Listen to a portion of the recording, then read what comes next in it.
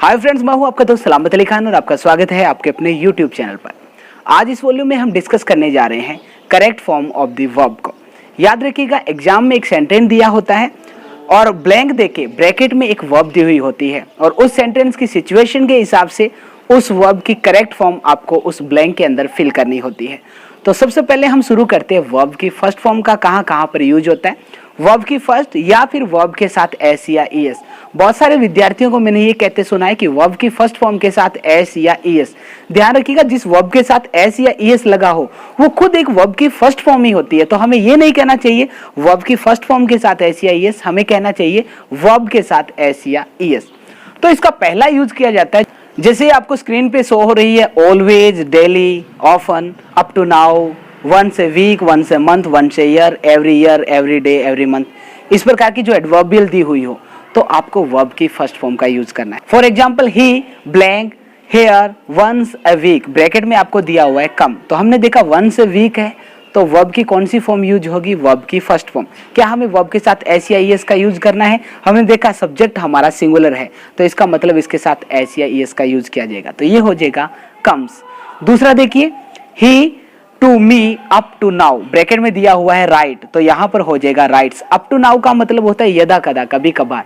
तो इस सेंस में भी आपको वर्ब की फर्स्ट फॉर्म का यूज करना है। तो पहले रूल में आपको ये एडवर्बियल जो है वो याद कर लेनी है। अगर ये सेंटेंस में दी हुई हो तो आपको वर्ब की फर्स्ट फॉर्म का यूज करना है। नंबर 2 रूल, ध्यान रखिएगा, यूनिवर्सल ट्रूथ हो या जनरल ट्रूथ हो या कोई साइंटिफिक फैक्ट हो या कोई परमानेंट स्टेट हो या कोई हैबिचुअल एक्शन हो, इन सभी को शो करने के लिए वर्ब की फर्स्ट फॉर्म का यूज किया जाता है। फॉर एग्जाम्पल, पहला सेंटेंस देखिए, the earth moves around the sun. तो हमने यहाँ पे देखा कि जो ये सेंटेंस है वो एक यूनिवर्सल ट्रूथ को शो कर रहा है। कहने का मतलब सार्वभौमिक सत्य है कि धरती है वो सूर्य के चारों ओर चक्कर लगाती है, तो ये एक यूनिवर्सल ट्रूथ है। तो ऐसे में हमने वर्ब की फर्स्ट फॉर्म का यूज किया है। दूसरा देखिए, this road leads to Jaipur, ये एक प्रकार का जनरल ट्रूथ है कि ये सड़क जो है वो जयपुर को जाती है, तो इसका मतलब एक जनरल ट्रूथ है। तो यहाँ पर भी हमें वर्ब की फर्स्ट फॉर्म का यूज करना है। नेक्स्ट देखिए, ice melts to water, ice जो है वो वाटर में मेल्ट हो जाती है, तो ये एक प्रकार का साइंटिफिक फैक्ट है। यहाँ पर भी किसका यूज किया जाएगा? वर्ब की फर्स्ट का। हो सकता है बहुत सारे विद्यार्थी ये सोच रहे होंगे कि यहाँ पे मैंने इनटू क्यों नहीं यूज किया है। तो ध्यान रखिएगा, किसी भी पदार्थ का अगर रूप परिवर्तित होता है तो उसके लिए आप टू भी यूज कर सकते हो और इनटू भी कर सकते हो, दोनों यहाँ पर सही है। नेक्स्ट देखिए, my house faces the east, मेरे घर का जो मुंह है वो पूर्व दिशा की तरफ है, तो ये एक परमानेंट स्टेट है। तो यहां पर भी हमें किसका यूज करना है? वर्ब की फर्स्ट फॉर्म का। नेक्स्ट देखिए, he talks about nothing but films, वो फिल्मों के अलावा किसी बात पर चर्चा नहीं करता है, तो ये उसका हैबिचुअल एक्शन है। तो यहां पर भी हमें किसका यूज करना है? वर्ब की फर्स्ट फॉर्म का। तो इस प्रकार से इन सारी सिचुएशन में आपको वर्ब की फर्स्ट फॉर्म का यूज करना है। दूसरी जो आपको सावधानी बरतनी है वो ये बरतनी है कि बहुत बार क्या होता है, हम सीधा रट लेते हैं कि इस सिचुएशन में या इस एडवर्बियल के साथ वर्ब की फर्स्ट फॉर्म का यूज करना होता है, और एग्जाम में क्या होता है, बहुत बार स्ट्रक्चर क्या है, पैसिव में दे दी जाती है। तो हम क्या है, जल्दबाजी में वर्ब की फर्स्ट ही चुन लेते हैं। जैसे देखिए, many books publish every year. अब पहला ऑप्शन मान लो पब्लिश ही दिया हो तो हम क्या उसको चुन लेते हैं कि एवरी ईयर देखा और वर्ब की फर्स्ट फॉर्म का यूज किया, लेकिन घर आके पता चलता है कि ये तो गलत है क्योंकि हम उस सेंटेंस को ध्यान से पढ़ते नहीं है। ध्यान रखिएगा, अगर सेंटेंस का सब्जेक्ट उसके बाद दी गई वर्ब को परफॉर्म ना कर पाए तो उस स्ट्रक्चर को हमेशा पैसिव में रखना चाहिए। जैसे बुक्स है वो किसी को पब्लिश नहीं कर सकती बल्कि खुद पब्लिश होती है, तो कहने का मतलब वर्ब की फर्स्ट तो यूज करनी है लेकिन वो करनी है आपको पैसिव स्ट्रक्चर के अंदर। जिन विद्यार्थियों ने मेरी पैसिव पे वॉल्यूम नहीं देखी है वो पहले पैसिव पे वॉल्यूम जरूर देखिए, उसके बाद आपको correct form of the verb में जो पैसिव स्ट्रक्चर आती है उनमें किसी प्रकार की दिक्कत नहीं आएगी। तो हमें इसे पैसिव में रखना है, और पैसिव का मतलब बी की फॉर्म उसके बाद वर्ब की थर्ड। तो बी की कौन सी फॉर्म लगानी है? वर्ब की फर्स्ट लगानी है क्योंकि एवरी ईयर के हिसाब से फर्स्ट आएगी, तो ये हो जाएगा आर पब्लिश्ड। इस सावधानी को आपको ध्यान में रखना है। नेक्स्ट ध्यान रखिएगा, वर्ब की फर्स्ट फॉर्म का यूज किया जाता है इफ क्लॉज के अंतर्गत। जो कंडीशनल सेंटेंस होते हैं उसमें ओपन या जो प्रेजेंट या प्रोबेबल कंडीशन होती है उसमें इफ क्लॉज के अंतर्गत वर्ब की फर्स्ट फॉर्म का यूज किया जाता है। जैसे if you work hard you will pass. तो हमने देखा इफ क्लोज के अंतर्गत वर्क जो है वर्ब की फर्स्ट फॉर्म है, और ऐसे स्ट्रक्चर में मेन क्लोज के अंतर्गत will shell plus base form यानी कि बेयर इन्फिनेटिव का यूज किया जाता है। मैंने बहुत सारे विद्यार्थियों को और बहुत सारे टीचर्स को भी ये कहते सुना है कि विल शैल के बाद या डू डज डिड के बाद वर्ब की फर्स्ट फॉर्म आती है। कभी नहीं आती है, ध्यान रखिएगा। विल शैल या डू डज डिड के बाद जो फॉर्म यूज की जाती है वो वर्ब की फर्स्ट फॉर्म नहीं है, वो बेयर इन्फिनिटिव होती है। अगर वर्ब की फर्स्ट हो तो फर्स्ट का मतलब ही होता है प्रेजेंट टेंस फॉर्म, तो मतलब वो टेंस प्रेजेंट टेंस होना चाहिए ना, जबकि वो नहीं होता है। इस चीज को आप ध्यान रखिएगा।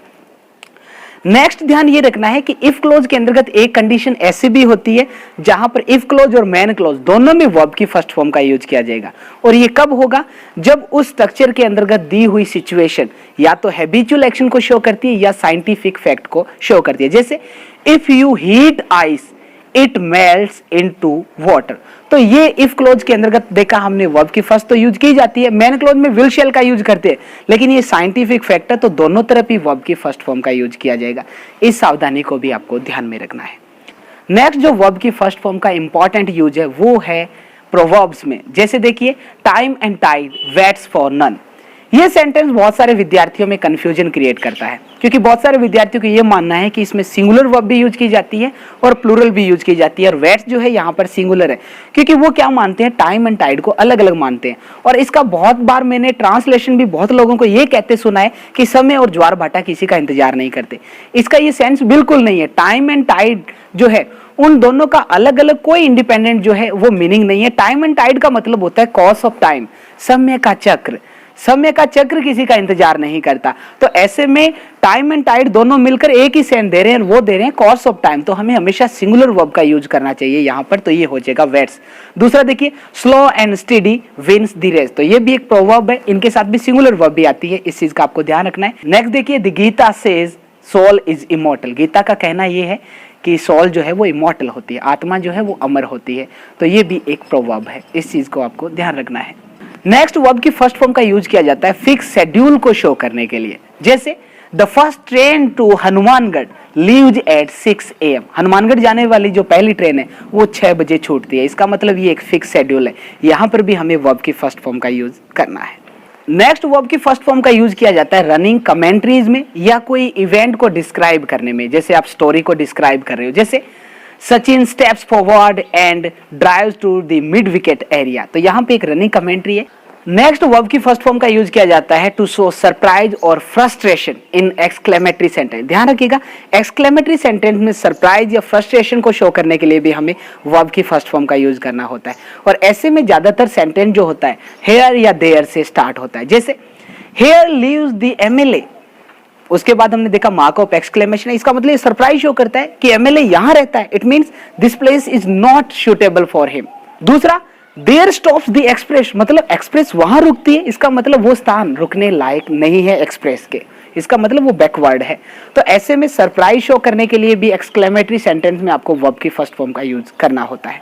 नेक्स्ट हमने देखा पहले रूल में कि कुछ एडवर्बियल दी हुई है जिनके साथ वर्ब की फर्स्ट फॉर्म का यूज किया जाता है, लेकिन कुछ हम जनरल व्यू बताने के लिए बिना एडवर्बियल के भी वर्ब की फर्स्ट फॉर्म का यूज कर सकते हैं कि the qualitative marble is found at Makrana in Nagaur, कि जो गुणवत्ता युक्त जो मार्बल है वो क्या है, नागौर के मकराना में पाया जाता है। इसका मतलब ये जो है बिना एडवर्बियल के भी यूज किया जाता है, और ये एक सीक्वेंस को शो ही करता रहता है कि एडवर्बियल जो होती है वो अंडरस्टूड ही मानी जाती है। नेक्स्ट वर्ब की फर्स्ट फॉर्म का यूज किया जाता है टू एक्टिविटीज को शो करने के लिए जो एक साथ चलती रहती है। जैसे as the sun rise fog disappears, जैसे ही सूरज उगता है फॉग जो है वो छंट जाता है, कोहरा जो है वो छंट जाता है। इसका मतलब दो एक्टिविटीज को हम बराबर शो करने के लिए यूज करते हैं, और मोस्टली इसके लिए एज सुन एज या एज कंजक्शन का यूज किया जाता है।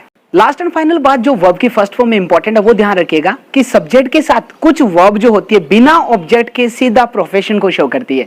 ऐसे में हमें कोई ऑब्जेक्ट नहीं लगाना होता है, और इस प्रकार का जो क्वेश्चन है वो आरपीएससी सेकंड ग्रेड में पूछा जा चुका है, आपको ध्यान ये रखना है। जैसे मान लो ये सेंटेंस आ गया ही सिंग्स, और पूछ लिया जाए what does the sentence mean. He sings वो गाता है, इसका क्या मतलब है? Option A he sings for money, option B he sings at concert, option C he sings for his pleasure, option D he is a singer। तो इसका क्या मतलब है? इसका मतलब है ही इज ए सिंगर। तो ध्यान रखिएगा, कुछ वर्ब्स ऐसी होती है, कुछ कहने का मतलब सभी वर्ब्स नहीं, कुछ वर्ब्स ऐसी होती है जो बिना ऑब्जेक्ट के सीधी वर्ब की फर्स्ट फॉर्म के रूप में यूज की जाए तो वो उस प्रोफेशन को शो करती है, उस वर्ब से रिलेटेड। जैसे ही सिंग्स का मतलब है ही is a singer, he dances का मतलब है ही is a dancer, he teach का मतलब है he is a teacher, he bags का मतलब है ही इज अ बैगर। लेकिन हम ये नहीं कह सकते he weeps, it means he is a weeper, ये गलत हो जाएगा। तो कुछ ऐसी वर्ब जो किसी स्पेसिफिक प्रोफेशन को डिनोट करती है, हमें वर्ब की फर्स्ट फॉर्म का यूज करना होता है। तो ये थी सारी इंपॉर्टेंट जानकारी है वर्ब की फर्स्ट फॉर्म से रिलेटेड। आई होप कि आपको सारी जानकारियां अच्छे से याद भी हो गई है। तो मिलते हैं कल इसके नेक्स्ट पार्ट के साथ और एक नई वर्ब के साथ। तब तक के लिए दीजिए इजाजत। शब्बा खैर।